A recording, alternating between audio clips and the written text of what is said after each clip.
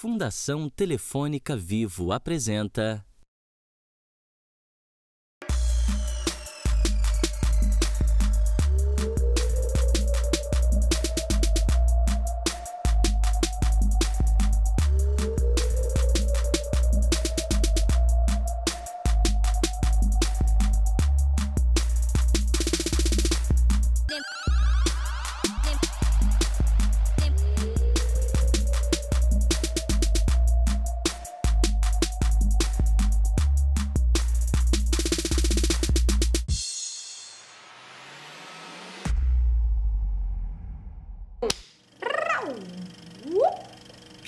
Oi, gente! Bem-vindos a mais um pensegrande.doc. Aqui a gente conhece histórias de jovens empreendedores que resolveram colocar em prática ideias e soluções. Vamos ver essas histórias? Mas eu digo ouvir no sentido mais amplo. Até porque hoje a gente vai pra Bahia conhecer um trabalho lindo com Libras. A língua brasileira de sinais.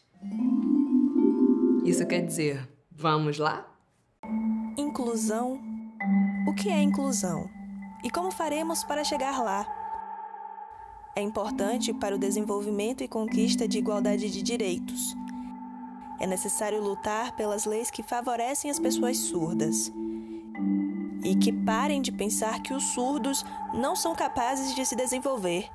Somos capazes sim.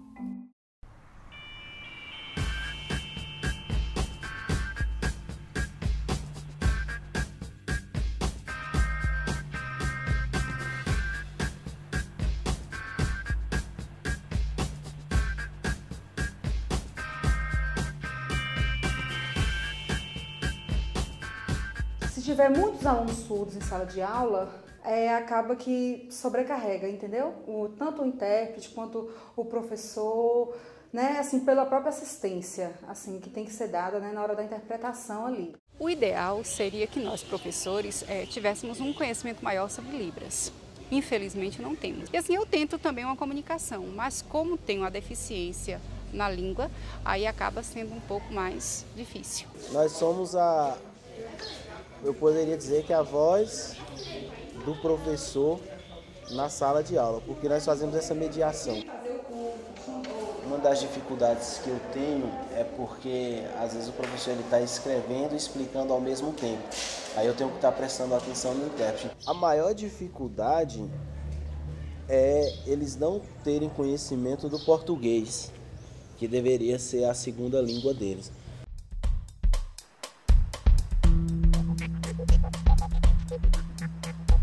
Dá uma pausa aí rapidinho. Gente, olha que interessante. Ele diz que português deveria ser a segunda língua dos brasileiros surdos, porque a primeira, é claro, é Libras. Uau!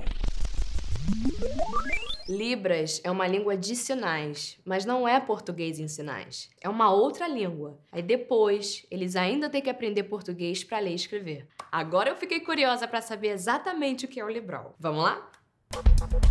Então, o Libral surgiu lá em 2013, quando eu estava no último ano do ensino médio. E surgiu essa demanda de... o coordenador do curso, na verdade, pediu que a gente desenvolvesse projetos para meio que finalizar o curso técnico de informática e para mostrar os conhecimentos que a gente adquiriu. E aí, a gente já tinha observado bastante a dificuldade que os deficientes auditivos eles tinham dentro da sala de aula de acompanhar as aulas, de ler os textos e de ter essa autonomia que eles não tinham, eles precisavam estar sempre ali com os intérpretes. E a gente observou isso e pensou assim, a gente podia fazer alguma coisa. Então ela conversando por meio de um intérprete, ela entendeu que o surdo ele lia um texto, mas com algumas adaptações. Então, por exemplo, o surdo não identificava o artigo. Então esse artigo, se fosse suprimido, se os verbos fossem no infinitivo, isso facilitaria muito o entendimento daquele texto pelo surdo. Como Libras ainda não tem pacificada, ainda é uma área de pesquisa, a escrita da Libras, por ela ser toda tridimensional, ela não é feita de forma linear, não é? Então, assim, a escrita dela ainda está em estudos da língua de sinais. E aí o surdo precisa aprender o português escrito, né? Como uma segunda língua, não é uma língua em outra modalidade. A intenção é que esse software pudesse substituir os intérpretes quando eles não pudessem estar presentes. Na verdade, esses aplicativos ajudam a facilitar o português, né? Trazer o português de forma mais simples, né? Com sinônimos mais simples, algo que seja mais do cotidiano desse aluno surdo. Por exemplo, se eu fosse dizer, minha residência fica em um lugar longínquo, por exemplo. A gente simplificaria no sentido, em vez de botar a palavra residência, botar a palavra casa, que é algo que fica mais acessível, tirar a palavra, por exemplo, longínquo, por exemplo, que fica uma palavra mais rebuscada, e colocar a palavra longe, não é? E assim, tirar algumas, por exemplo, o verbo ficar, colocar ele no infinitivo, e aí é simplificar na frase ali, ou então dar uma interpretação, um significado para aquilo. A gente continuou na parte acadêmica e a Raíra teve a necessidade, ela sentia a necessidade de pegar aquele projeto inicial que começou aqui na academia, de colocar no mercado. Então ela teve uma ideia de falar, pô, isso aqui pode se transformar em um produto que seja desenvolvido em uma empresa, uma startup, e que isso vai dar frutos lá na frente, e eu tenho essa motivação de fazer isso. Dá um pause aí, só um minutinho. Uau! O cara disse que a Raíra teve necessidade de criar uma startup. Você sabe o que é uma startup? Até outro dia eu também não sabia, tá? Startup é uma empresa que tenta explorar uma atividade inovadora, meio inédita, assim como a do Libró. Eu comecei a ficar incomodada, porque eu sentia que a gente tinha uma chance de crescer, só que a gente não estava fazendo nada. Quando eu percebi que aqui em Conquista a gente não ia conseguir sair do lugar, a gente só ia conseguir mesmo continuar no nível acadêmico, e que a gente teria que sair de São Paulo, sair para São Paulo.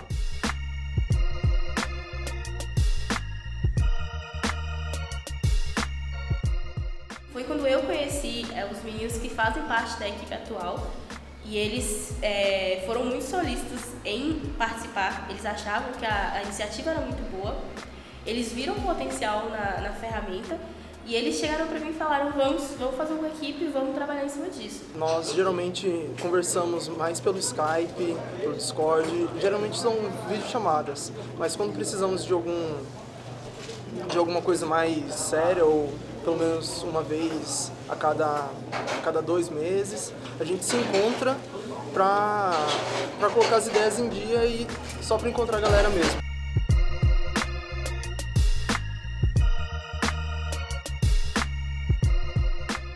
Oi pessoal, como é que vocês estão? E como é que estão os preparativos para a gravação dos testes em São Paulo? Aqui a gente está com as expectativas bem altas e já está quase tudo pronto para fazer os testes no IFBA. A gente usa uma ferramenta da Google de linguagem natural e em cima dela a gente trabalha o nosso motor de tradução. O nosso motor ele aprende junto com a gente, então tanto a gente precisa de testes com pessoas que realmente falam em Libras, elas têm conhecimento da sintaxe, de como desenvolver alguma frase, um texto em Libras. E também é sempre bom ter um feedback, né? De como, pra gente ter um norte e saber se a gente está indo no caminho certo. Gente, vocês viram quantas pessoas e quantas áreas de conhecimento estão envolvidas nessa criação? Eles precisam envolver programadores, desenvolvedores, professores, intérpretes e o público que vai usar essa ferramenta. E isso tudo dentro dessa conexão São Paulo-Bahia, que enriqueceu ainda mais esse projeto. Como será que se fala parceria em Libras? O teste de hoje, ele consistiu, a gente pegou 3 textos, a gente escolheu textos que naturalmente já são difíceis, que são textos de vestibular, e traduzimos na ferramenta e trouxemos para eles o texto original e o texto traduzido pela ferramenta.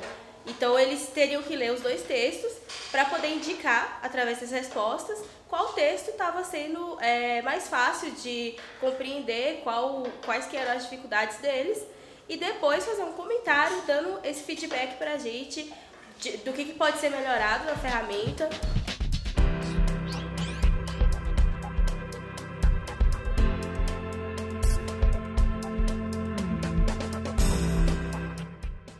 Por que você escolheu a B? Por quê?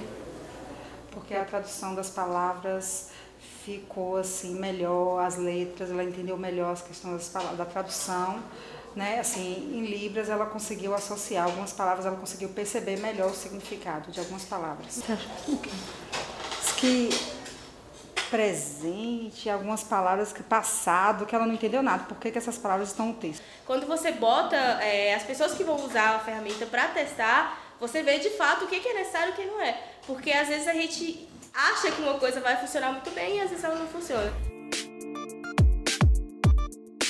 Aqui é a Bia, do Librol. A gente está aqui para fazer o primeiro teste com as pessoas. A gente espera um feedback bem construtivo, um teste bem legal com pessoas que já entendem mais de português e Libras. Então vai ser bem interessante hoje. Faz muito tempo que eu não vejo o pessoal do Librol, faz 5 meses assim. Vamos lá. Dá tchauzinho, gente!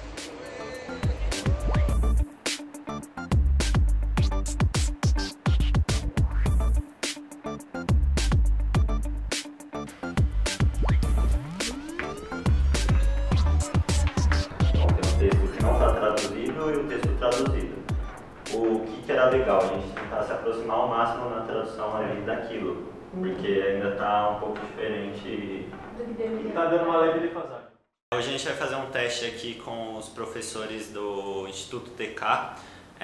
Eles vão avaliar textos que a gente traduziu utilizando a ferramenta do Librol. Lá em Vitória da Conquista, a Raíra fez o teste e identificou que a gente colocar o tempo verbal antes das palavras dificultava mais do que ajudava. Então aqui para São Paulo a gente já adaptou o sistema e tirou esses tempos verbais. A intenção é que não só avaliar se o texto traduzido ficou melhor do que o texto original, mas sim o que de fato a gente consegue melhorar no texto traduzido. Primeiro conceito visual, depois escrita, para saber o conceito.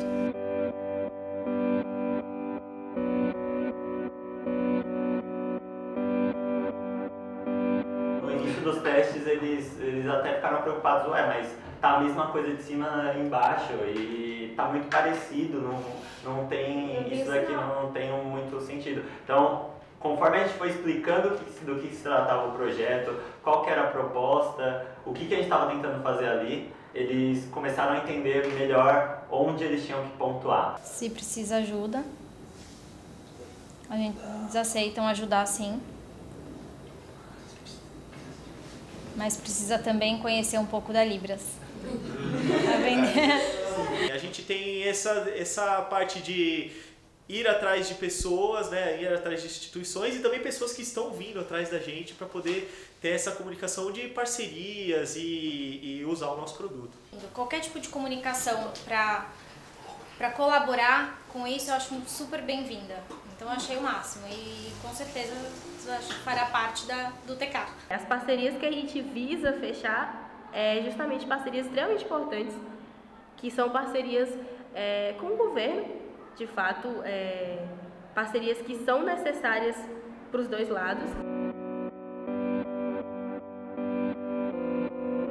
As próximas tecnologias que a gente quer aplicar no Librol são duas que eu acredito que são as principais, que é a inteligência. A gente quer trabalhar com a inteligência artificial, com o algoritmo de inteligência artificial, realmente para garantir que a nossa tradução vai ser uma tradução muito boa. O próximo passo também muito importante, que é um projeto casado, né, acadêmico, com a parte de empreendedorismo, é trabalhar com realidade aumentada, que é o chamado WordLens, que consegue fazer traduções através da câmera do celular. O que esperar do futuro? O futuro.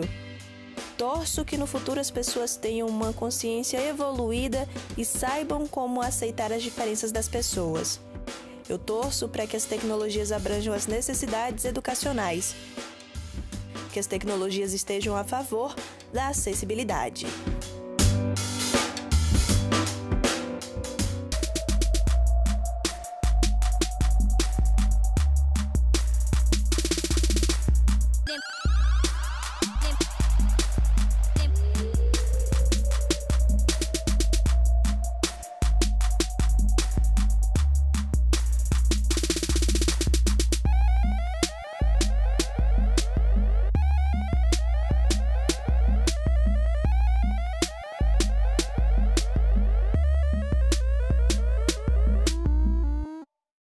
Um oferecimento Fundação Telefônica Vivo.